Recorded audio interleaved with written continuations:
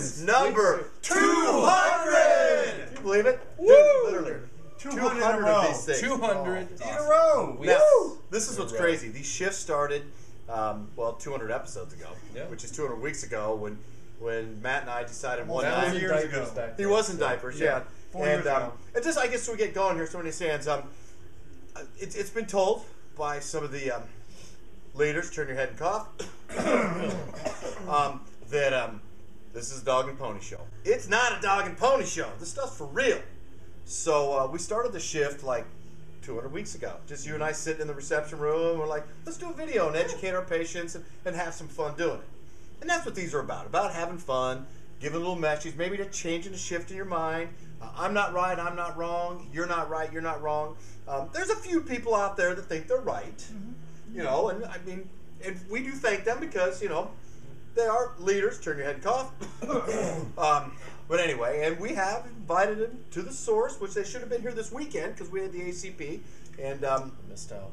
literally, we did have a chair in the back beside you and I, just waiting for him. Yep. Hoping he'd show up, but I guess we run a dog and pony show, and we don't. And so what the ACP is called the Academy of Chiropractic Philosophers. That's where we've all been last night, all day today, and tomorrow. Sitting with me, I got Dr. Matt Francoeur, one of the M's. I got my other M over here, Mike Price. We got Dr. Jake Grinacher from Fargo, North Dakota. We got Dustin Bain from like some little town in Iowa. Yes, up. Yep, so we're like, what, like 14 people? You gotta Google that. 13 now because he's not there. We got Dr. Brett Rolfson from Des Moines, Iowa. So I'm just going to sit back. I'm going to let these guys, I'm going to actually step out of the camera and I'm going to go record and just go and talk about the ACP. We'll start with you there, Dr. Matt. Yeah, you. Sweet. I'm going to go record now. Okay, you go record. So ACP, been looking forward to this weekend for a long time, and you know, obviously Dr. Koca is ecstatic about the normal complete cycle and the philosophy of chiropractic and the history, as you guys well know. And I just want to say welcome to you guys because we're at his lake house right now. We're having a good time, catching up, and we're talking some deep stuff this weekend, and I appreciate you guys. So what is the normal complete cycle? And just, I mean, you don't go through it like freaky nutso like I do, but what is it? So our listeners know out there. I mean, you might get the opportunity. Just maybe one of our fearless leaders, turn your head and cough, may go, normal complete cycle. And that's not like a bicycle thing. So what is a normal complete cycle in a nutshell? Normal complete cycle is the normal cycle of the body on how it functions and how it heals. How the body adapts. Yes. Yeah. Okay, if you're a chiropractor. If you're a chiropractor. Yeah. But it plays to chiropractic patients and their families. Okay, cool. And I think the cool thing that we were talking about, you know, this weekend is that, you know, the reason that we do this all weekend and that we take time away from our families and really bust it is because when we dive into it that much deeper, the understanding at the patient level just gets that much stronger. So really for those watching the Koca Chiropractic, this is all for them. Hey, can I just, and I want you to do this so they know, tell the story of the healthy birthday party that you were sharing in our office the other day. This is pretty cool. Yeah, so there's a little... This is Dr. Jake Grinacher from Fargo, North Dakota. Sorry, Dr. Jake here. Really cool story. A little boy named Blake had come in. Mom a little reluctant and nervous at the beginning. A little Blake, by the time he hit 9 months old, started having ear infections. And at this time, Blake had turned 3, and his mom had stopped counting ear infections at 50. Okay, now can I stop here for a second? Yeah. Was he getting some type of care before he came to you? Yep, he's been pretty much everywhere. And was it evidence-based care? Yep. That was successfully failing, right? Yes. Okay, just making sure. Yep. And it had trials on it, right? That were collective credibility that were failing. Yep. Okay, go ahead. Yep. So anyways, he had 2 sets of tubes in. He had tear ducts probed and turbinates cauterized and every possible procedure you can think of. Good evidence-based work. Yep, and obviously it worked. Yep. Yeah. And really, he was starting to get delayed with speech because he couldn't hear anything, and his speech was starting to get pretty delayed. So he started working with Blake, and if we fast forward a little bit, you know, since his very first adjustment, Blake, to this day, has never had another ear infection. This is over a year later. But the coolest thing, part of the story. Stop for a second, though. Stop for a second. Yeah. Do you suppose his parents were concerned whether or not you had evidence-based on the results he had? Or the research? At the point that they came to see me, They didn't care. But when you delivered the adjustive thrust, and his body responded and adjusted appropriately, do you suppose they really cared whether or not you had evidence to prove the results that he had when it successfully failed? They could see it. Okay, but do you suppose they cared? Like, oh my gosh, show me the evidence? Exactly. Okay. So, now, the interesting thing about this story is I didn't even really know how far reaching that this went until we had got an invitation to mail in. And usually, the staff opens up a mail, and someone brought it back, and Sophie had tears, a little bit of tear in her eye, and she handed this invitation. I was going, uh-oh. So I opened it up and looked at it, and this was an invitation from Blake's mom to us, and Blake had missed so many days of school, days like birthdays, holidays, 4th of July, all this kind of stuff, that his parents were actually throwing a welcome back to health party, and we had got handwritten to us, and of course we were there first row, and Mom said don't bring any presents. I said yeah right, I'm breaking the rules. So we brought the biggest presents we could find and showed up at his party. That's collective credibility, isn't it?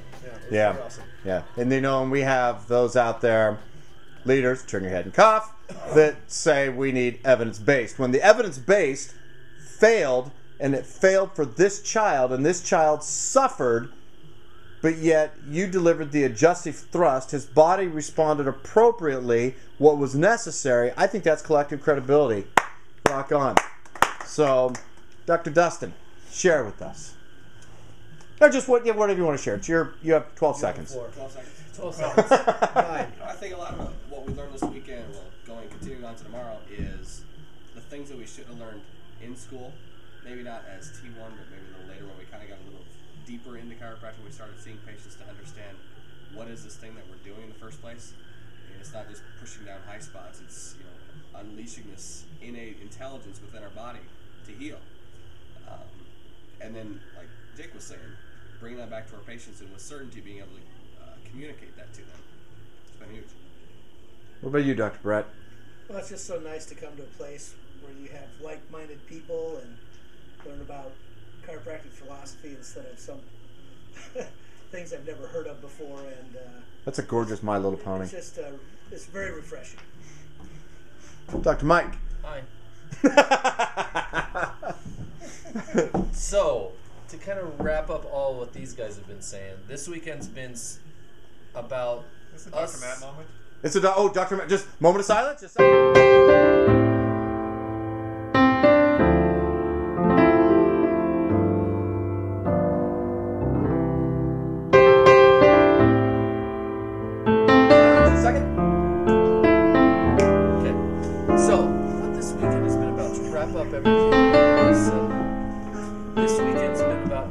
as chiropractors and as servants of doing services for our community to serve them, being able to become more certain about why we're doing what we're doing, to understand at a deeper level how we're able to help others and impact their lives, which in a roundabout way obviously impacts us hugely because we're able to help so many more people and help them to understand the possibilities that are there for their life.